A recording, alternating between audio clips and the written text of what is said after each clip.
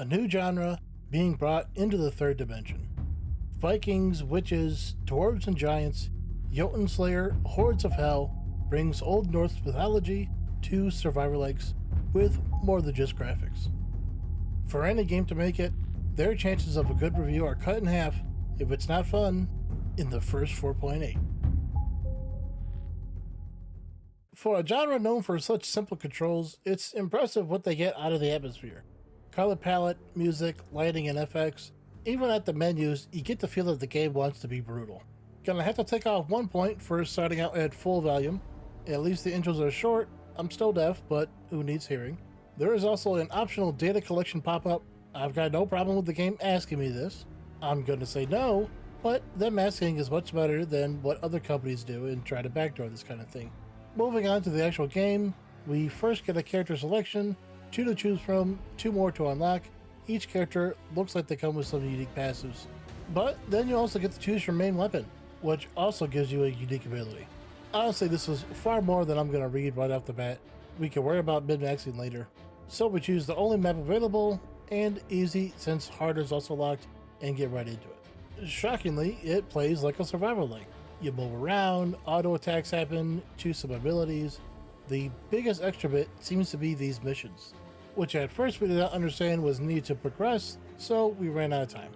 Playing a second round, we did some more missions, but didn't get to the final boss in time either. Third time's the charm, and we summoned this monster, the Bone Jotun. It was pretty easy on easy, but a great end to the round and our first hour.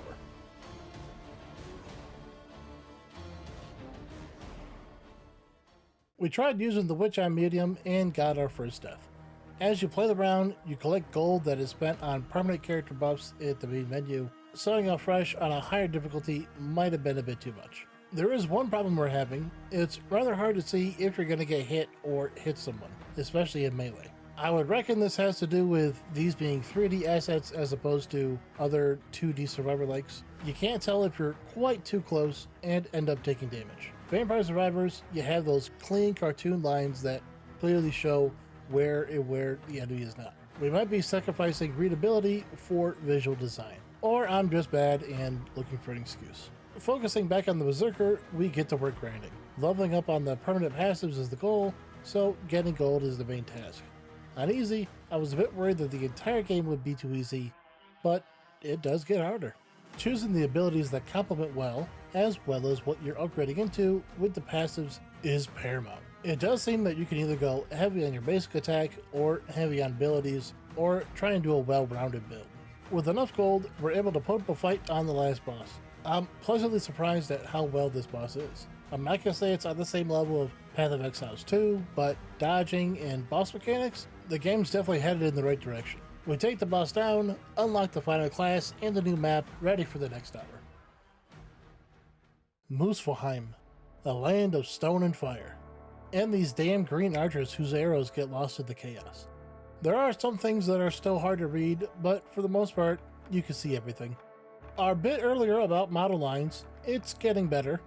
We've gotten better at how close they get, and some enemies don't even damage on touch, but rather have a proper attack animation.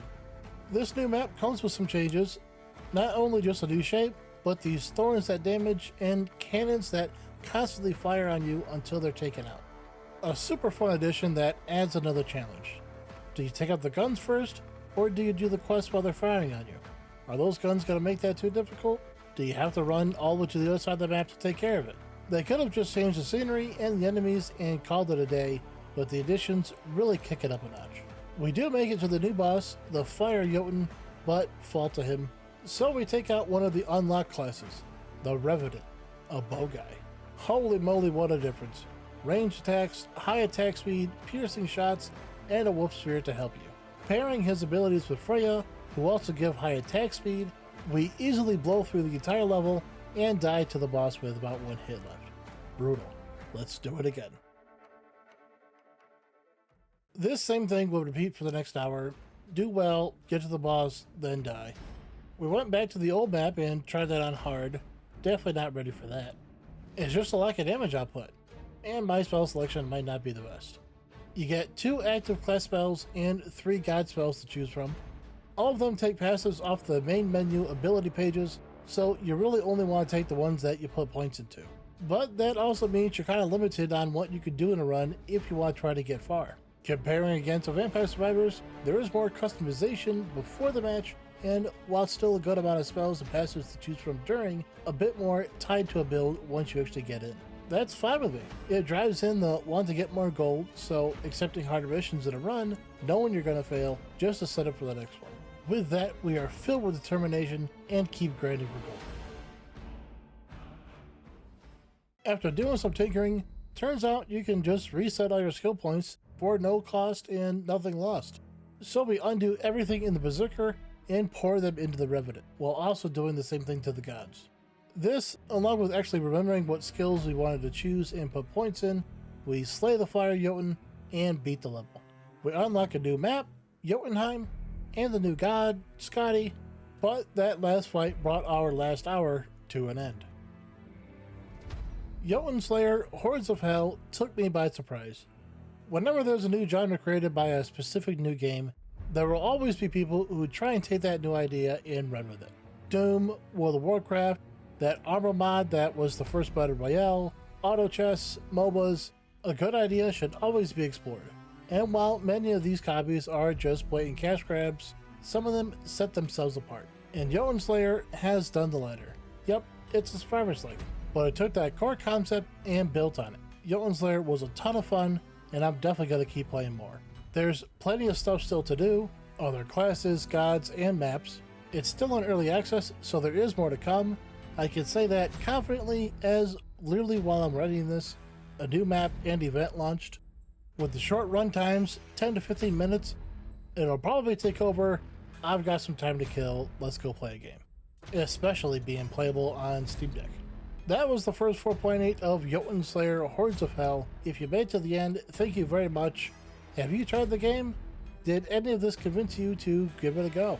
Subscribe for more review/first looks like these, and have a good one.